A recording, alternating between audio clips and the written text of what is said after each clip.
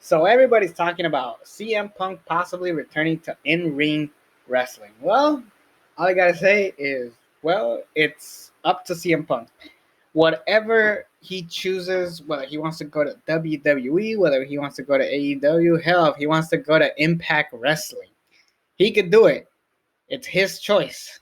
Whatever he chooses, it's all up to him. Now, I will say this. What could benefit more? Now, AEW is at the peak. It's kind of revived. It's kind of bringing itself back. I'm not a big fan of AEW just because of the constant call outs to WWE and the constant reliance on making uh just like shitty comments just for a pop. I don't like that. With that said, CM Punk could legitimately bring some eyes back into the screen. Like, this is the guy that you want to go and talk to, like have feuds with all these classic names. Excuse me. John Moxley, Hangman Page, Pac, Orange Cassidy, Darby Allin. Like, these are the kind of matches I want to see CM Punk have. And more importantly, if anyone were to dethrone Kenny Omega, it's CM Punk right now. Unless, let's say John Cena signed to AEW. Yeah, in a heartbeat, he's going to dethrone Kenny Omega. But the closest thing we could get to someone dethroning Kenny Omega that's realistic is CM Punk. So naturally, I'm cool with that.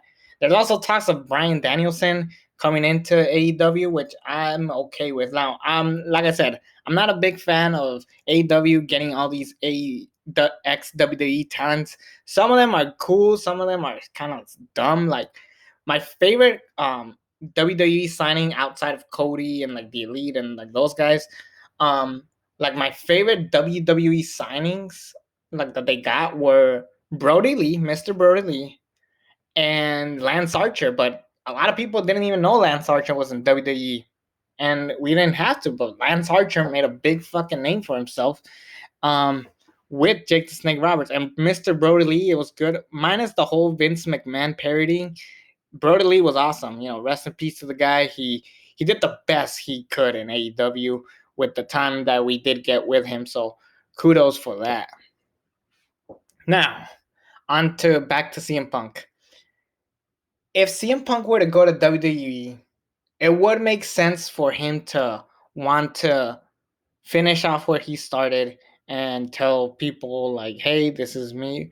This is what the thing is. Here's the problem. If CM Punk comes back to the WWE, more than likely he's going to have to face Roman Reigns for the Universal Championship and headline WrestleMania with him. That is the realistic thing to do. One problem. People have been talking about The Rock and Roman Reigns main eventing WrestleMania 37. I do not have a problem with that whatsoever. That match is going to kick ass, is going to sell. It's going to be one of the biggest matches ever just for doing that match alone. And I don't think CM Punk should return to a place where he won't main event WrestleMania. And then if he does, we'll probably have to wait until 39. And maybe WrestleMania will be 2 nights. I keep saying at 38, WrestleMania 38, Rock and Roman. I just noticed that mistake. Whatever. Anyways, by WrestleMania 39, how will CM Punk look like going there? There could be ways, like, because we could have 2 main events each WrestleMania, but it's just like, who else can CM Punk really headline WrestleMania with? John Cena, I don't know how long he's staying. Drew McIntyre, that could be another good choice. And what about the women? There's this whole women's revolution. They want to bring that back. So where should CM Punk go? I really do not know. I will say this. I am excited. CM Punk is the thing that professional wrestling needs today. I criticized the pipe bomb for bringing guys like Finn Balor and Kevin Owens, thinking that they're top shit, but even though they are great talents, they weren't main event caliber. That's just the honest truth. And CM Punk is one of those guys who was a top main event talent. It's just now everybody wants to be the next CM Punk.